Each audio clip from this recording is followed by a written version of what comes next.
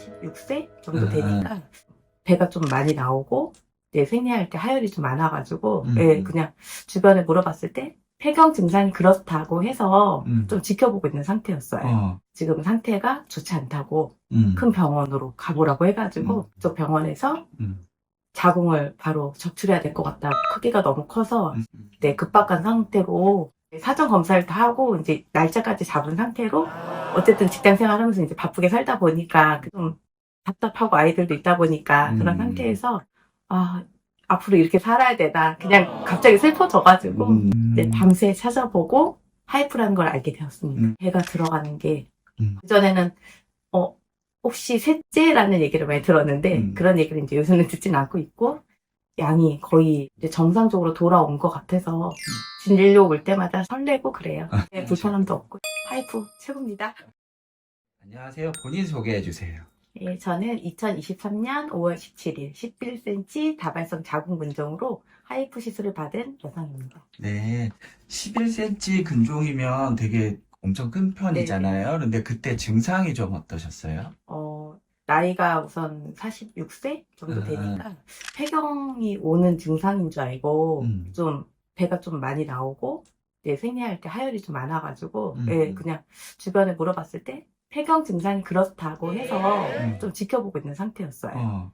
그럼 다른 산부인과에서 초음파 받으셨을 거 아니에요? 네네. 그래서 정기 이제 건강검진을 갔다가 자궁 초음파를 받게 됐고요. 그러면서 지금 상태가 좋지 않다고 큰 병원으로 가보라고 해가지고 다른 산부인과를 내원하셨을 때 어떤 치료를 받으라고 얘기를 들으신 건가요? 예, 급하게 이제 산부인과 전문 병원에 갔는데 그쪽 병원에서 자궁을 바로 적출해야 될 것 같다고 크기가 너무 커서 시간도 여유롭게 둘 수 없는 네, 급박한 상태로 네, 수술 뭐 사전 검사부터 해가지고 네, 모든 걸 진행하게 됐습니다. 그러면은 하이프 치료는 어떻게 알게 되셨어요? 사전 검사를 다 하고 이제 날짜까지 잡은 상태로 이제 집을 돌아오게 됐는데 그냥 나이가 어쨌든 직장 생활하면서 이제 바쁘게 살다 보니까 그냥 이 현실이 너무 슬프기도 하고 이제 좀 답답하고 아이들도 있다 보니까 그런 상태에서 더 찾아봐야겠다 하고 이제 아는 지인 한의원 선생님에게 이제 찾아갔었어요. 근데 적출은 어쨌든 여자 몸에 어쨌든 몸에 칼을 대는 거는 몸에 좋지 않다. 그래서 적출을 하지 않고 비수술적인 치료법도 있다고 하니까 더 찾아보면 좋겠다고 하셔가지고 이제 밤새 찾아보고 하이프라는 걸 알게 되었습니다. 그러면 수술보다 하이프 치료를 선택하신 결정적인 계기는? 사실 이제 개인적인 사유도 있는데 아이가 둘이 있다 보니까 아이 둘을 이제 도와주실 부모님이 이제 좀 어려운 상황이었고 그래서 남편도 직장이 좀 먼 상태라 아이들 둘을 이제 케어가 좀 어려웠어요. 일주일을 입원해야 된다고 해서 오랜 수술에 기간. 그리고 직장에서도 이제 아무래도 갑자기 근무를 빼는 것도 어렵고 해가지고 이제 개인적인 사유 때문에 좀 치료가 빠른 걸 선택하게 그것도 있었고 이제 수술을 결정하고 나서 막 찾아보니까 수술 후에 후유증이 너무 크더라고요. 그래서 아 앞으로 이렇게 살아야 되나 그냥 갑자기 슬퍼져가지고 네 수술 치료가 조금 더 유리한 걸로 선택하게 됐습니다. 하이프 하기 전에 걱정이나 궁금증 같은 건 없으셨어요? 사실 정보가 많지 않아가지고 아예 무지 상태였거든요. 하이프란 단어도 처음 들어봤고 근데 그래도 경험했던 분들이 많이 정보를 남겨주셔가지고 인터넷상에서 네 그래서 하이프 시술 중에서는 좀 전문이라는 선생님을 찾아오게 되었습니다. 네. 그러면 하이프 하고 나서 이전에 있었던 증상들의 변화나 몸의 변화는 좀 어떠세요? 우선은 조금씩 이제 배가 들어가는 게 확실히 보이기 시작했고요.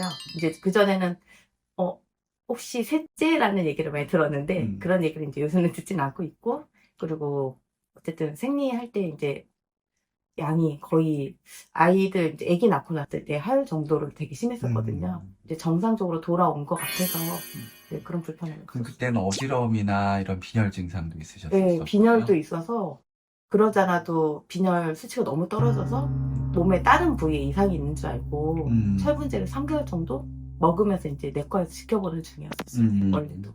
예전에 근종이 11cm일 때는 네. 그 근종의 부피가 거의 한 520cc 정도였고, 지금 한 1년 반 정도 되니까 부피가 한 120cc 정도 되니까 네. 한 76% 정도 크기가 네. 줄었거든요. 네.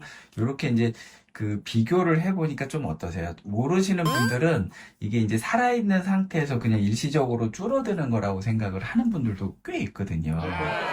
근데 이게 완전히 괴사시키면 그 죽은 부위가 서서히 청소되면서 줄어가는 거기 때문에 예전에 이제 만질 때는 크게 만져졌었잖아요. 네네네네. 이게 줄어드는 걸 보시니까 좀 어떠세요? 그냥 매번 올 때마다, 진료 올 때마다 설레고 그래요. 근데 이제 1년 정도 지나니까 이제 음, 크게 변화가 없을 거라고 처음에도 말씀을 해주셔가지고, 음.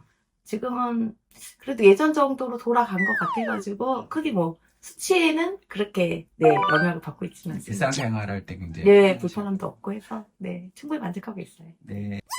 그러면 마지막으로 주변에 근종이 있는 분들한테 해주고 싶은 조언이 있으시다면?